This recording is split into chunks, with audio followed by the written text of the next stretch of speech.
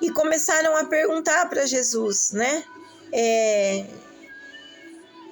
Acerca do ensinamento que Jesus estava dando naquele momento. Jesus, ele sempre ensinava suas doutrinas, principalmente para os discípulos e para os demais por parábolas. Porque para nós que já conhecemos a palavra de Deus, para nós muitas vezes não é necessário que Jesus ele use às vezes de muitas estratégias para que essa palavra chegue no meu e no seu coração. Muitas vezes a palavra ela não entra no nosso coração porque nós não abrimos o nosso coração para Deus. Mas aquela pessoa que ainda está no mundo, ela ainda não tem um coração quebrantado. Ela tem o seu coração cheio de coisas. Às vezes o seu coração está cheio de coisas até do mundo. E por isso, elas não conseguem entender a palavra de Deus. Então Jesus começou a ensinar por parábola. Ensinar de uma forma, vamos dizer assim, descontraída. E começou a contar. E havia um certo homem, um certo agricultor, que saiu semeando a semente. E aconteceu que ele semeando no meio do caminho, uma parte da semente caiu junto ao caminho. E vieram as aves e comeram. O que são as aves, meus amados? Muitas vezes nós recebemos da parte de Deus a palavra dentro da casa do Senhor. E quando nós chegamos na porta, nós já perdemos a palavra. Através de um mal entendido, através de uma fofoca, através de um distraimento da nossa parte. E Jesus continuou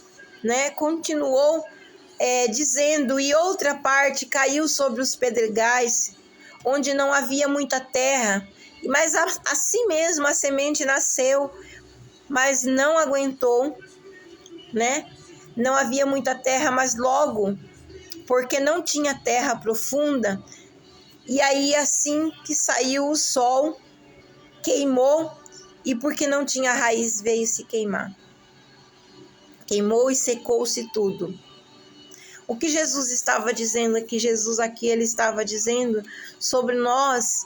Muitas vezes nós recebemos a palavra de Deus, mas por nós não termos raiz na presença e na casa de Deus, no primeiro sol, qual é o sol? Na primeira dificuldade da nossa vida, primeira dificuldade que vem, aquela semente ela morre e ela seca. Por quê? Porque nós não temos raiz em Deus, porque nós não temos raiz na presença de Deus. E saindo o sol, logo se secou. E a outra parte caiu-se em meio a espinhos. E quando a semente nasceu, os espinhos a sufocou. É dessa maneira na nossa vida, irmãs. Quantas vezes, né? A semente, ela começa a germinar, começa a nascer na nossa vida. E aí vem os espinhos, que muitas vezes esses espinhos são até pessoas muito próximas de nós, que com as suas palavras vem sufocar aquilo que Deus tem na nossa vida. Que às vezes através de palavras contrárias, orações contrárias, do tipo, por exemplo, nossa, mas você não acha que é muito difícil você conseguir fazer isso? Você não acha que é muito difícil você alcançar isso? Nossa, mas eu olhando assim para mim, parece impossível você chegar nessa posição. Esses são os espinhos. Muitas vezes os espinhos, eles estão do nosso lado. Muitas vezes os espinhos, ele está sentado do nosso lado na igreja. Muitas vezes os espinhos, eles estão dentro da nossa casa, junto conosco. E eu quero dizer para você nessa tarde que se de alguma forma você tem sentido isso, se de alguma forma essa palavra ela fala no seu coração, saiba que nenhum espinho tem poder para morrer aquilo que Deus colocou na sua vida. Saiba que nenhum espinho tem o poder de fazer aquilo que Deus colocou na sua vida morrer. Sabe por quê? Porque Ele é o dono da obra. Da mesma forma que Ele é o dono do seu coração. Então, quando você abre o seu coração para Deus e deixa Deus trabalhar no seu coração, porque aqui está falando sobre a terra, mas a terra é o seu e o meu coração, ao qual muitas vezes não está uma terra boa, não está uma terra a ponto de ser plantado semente nenhuma. Muitas vezes nas nossas vidas, nós passamos por fases da nossa vida que nós temos que pegar uma enxada e ali, vir carpindo, vir cavocando, vir limpando esse terreno do nosso coração. Por quê? Porque a palavra de Deus vai dizer que não tem como brotar coisas novas na onde existem coisas velhas. É que nem na plantação de soja, de milho. Primeiro o agricultor, ele trabalha na terra, ele planta ali aquilo que tem a maior facilidade de nascer em uma terra que foi tratada há pouco tempo. E aí, depois ele vai lá, planta a soja, porque ele sabe que a soja ela vai brotar mais rápido ali naquele lugar, porque a terra não precisa estar tão profunda, tão preparada, porque a raiz é um pouquinho mais rasa. Então, o que ele faz? Ele planta aquilo que primeiro ele acha que vai atingir o solo e deixar o solo mais perfeito. Aí depois ele colhe todo o fruto que ele plantou daquela parte da sua agricultura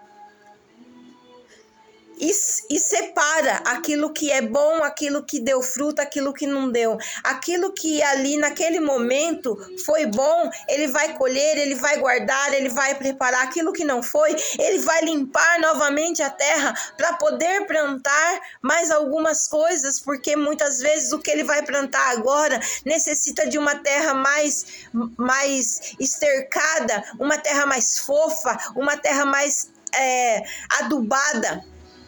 É assim o nosso coração, é assim a nossa vida, sabe?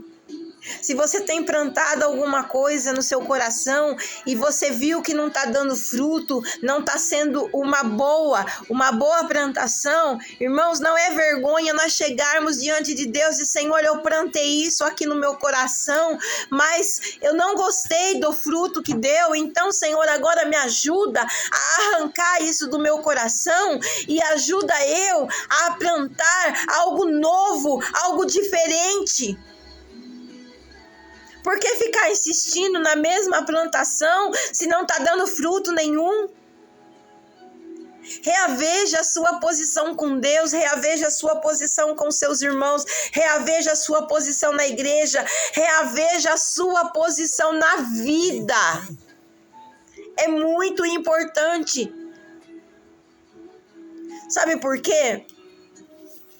Porque tudo que é plantado de qualquer maneira não vai nascer coisa boa. Vai nascer só coisa ruim. Não vai conseguir, como a palavra diz aqui, é outra que caiu em boa terra, deu fruto, vingou, cresceu e produziu 30, e outras 60 e outros a 100. Saiba que cada um só dá para Deus aquilo que tem. Talvez você não vai conseguir produzir a 30, igual o fulano de tal, você não vai conseguir produzir a 60 quanto o fulano de tal, ou a 100 como o fulano de tal, mas se você só produz 30, produza 30 do melhor, produza 30 do melhor fruto, da melhor plantação. Se você produz só 60, você está no 60, não conseguiu chegar no 100, produza 60, mas dê para Deus a melhor plantação da sua vida. Se você produz a 100, glórias a Deus, peça que Deus continue multiplicando para que você consiga a cada dia mais multiplicar essa quantia. Mas nunca se esqueça que multiplicar a quantia significa que sempre você vai dar uma quantia excelente. Sabe, às vezes eu fico me olhando, eu fico imaginando, porque a gente vê cada situação e a gente anda por aí, a gente vê cada coisa. Sabe, irmãos, nós temos que aprender que a minha colheita não é a mesma colheita que a sua, que a colheita do fulano, não é a mesma. Cada colheita é de acordo com o que cada um planta. E se você tem plantado somente 30, mas esses 30 têm sido verdadeiro na presença de Deus, glórias a Deus, porque Deus ele conhece. No tempo certo, ele vai multiplicar essa quantia. Mas é muito importante, irmãos, nós multiplicarmos a quantia da nossa oração, da palavra, de tudo aquilo que fazemos diante do altar de Deus. É necessário nós multiplicarmos, mas com qualidade. Se não tiver qualidade, não adianta você colher 100 daquilo que você plantou para Deus. Não adianta. Porque aí não vai ter uma boa qualidade. E se o seu coração também não for uma terra bem preparada para que essa semente ela venha germinar e dar frutos a 30, né? A 30, 60 ou a 100, também não vai adiantar. Porque aí ela vai ser uma semente mirrada, uma semente que não vai germinar. Amém? Nessa tarde que você possa ficar com essa palavra. Quando Jesus chamou os 12 discípulos aqui, ele chamou, também veio uma multidão para ouvir aquilo que Jesus estava falando, porque as pessoas adoravam ouvir o ensinamento da parte de Jesus. Se você gosta de ouvir o ensinamento da parte de Jesus, glórias a Deus, mas saiba que o maior ensinamento da parte de Jesus é você se assentar com a palavra e ter aquela intimidade, aquela particularidade com Ele, a qual você não entende um versículo, não entende uma palavra, e você fala, Senhor, me ensina. Senhor, o que o Senhor quis falar para o meu coração aqui nessa hora? Me ensina. Porque não adianta, irmãos, nós queremos ouvir muitas coisas se o nosso coração ele não está aberto a ouvir.